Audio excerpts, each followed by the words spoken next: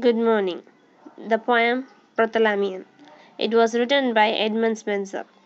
Edmund Spencer was the first great English Renaissance writer, the first great English national poet who wrote the first great English epic, namely the Faerie Queene, dedicated to Queen Elizabeth I. Spencer was born in London in 1552 and educated at Merchant Taylor's School and Pembroke Hall, Cambridge. Prothalamion is a word coined by Spencer. Pro means before, hence Prothalamion means a song sung before the nuptials. Prothalamion is a wedding poem written for the double wedding of Lady Elizabeth and Lady Catherine Somerset, daughter of the Earl of Worcester, to Henry Clifford and William Peter in 1596. The title Prothalamion was coined by Spencer on the model of epithalamion. It means a song preceding nuptials. And the summary of the Prothalamion, Stanza 1. It was a calm day. The breezy west wind was blowing softly with sweet smells. Spencer was walking along the banks of the Thames to get some relief from his disappointment in securing a high post and rewards at the Queen's Heart. In this, the Thames means it's a river abroad. The river banks and the surrounding meadows were full of multicolored flowers, shining brightly like gems. Gems is a valuable, precious, like pearls and valuable jewel. These smelling flowers were fit to adorn the brides and the bridegrooms on their wedding day, which was not far away. The poet asked the river Thames to run softly till he ended his sweet song. Stanza 2. The poet saw a group of nymphs in the nearby meadow. Meadow, it means a grassland. Their locks of hair was greenish, loose, and charming. They looked beautiful like brides.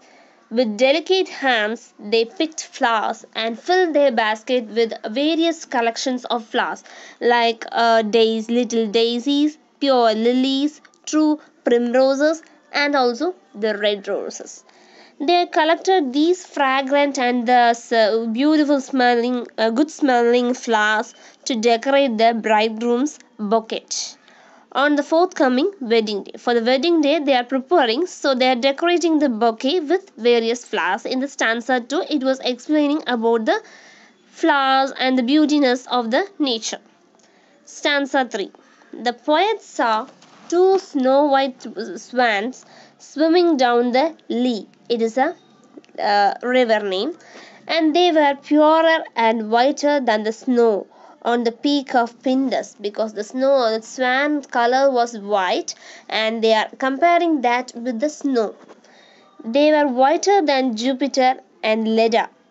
When Jupiter took the shape of a swan to entice fair Leda, the waters of the river seemed dirty in comparison with the pure whiteness of the two swans. And they are comparing the swans with the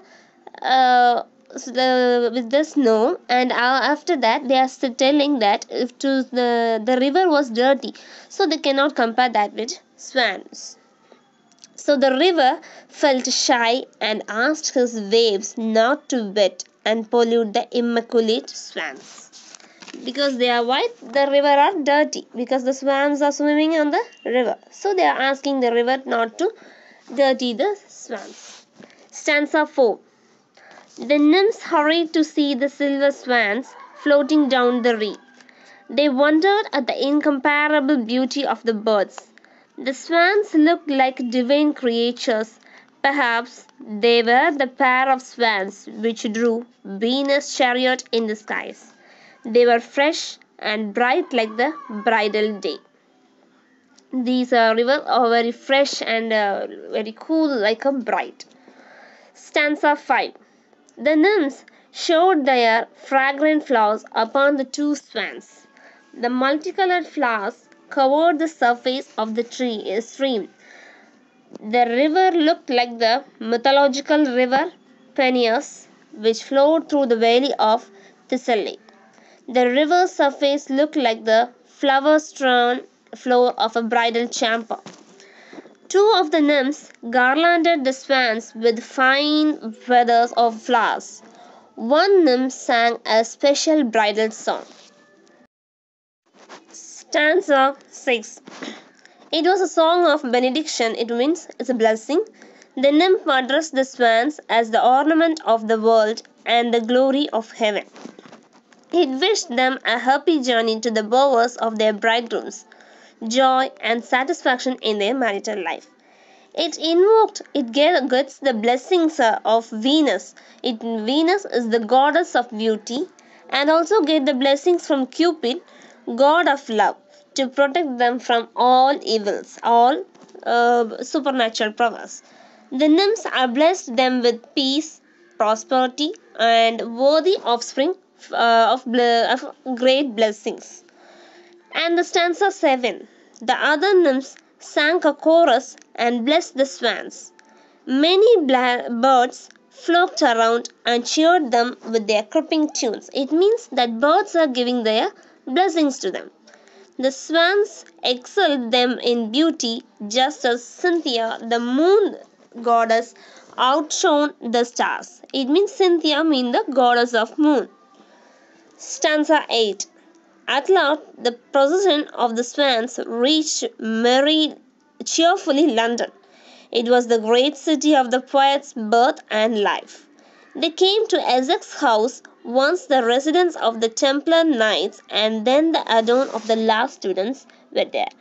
Next to it, there stood the stately, it means a majestic mansion. It's a palace of Lord Leicester, who patronized Spencer. Spencer lamented over the death of his patron. Who is the patron? The Lord Leicester. But he did not want to spoil the festive wedding atmosphere with his personal sorrows. Stanza 7. The Earl of Essex occupied Leicester's mansion. His military exploits, it means his military achievements, brought glory to England and Queen Elizabeth. In stanza 10, Lord Essex emerged from his tower like the bright evening star Hesper.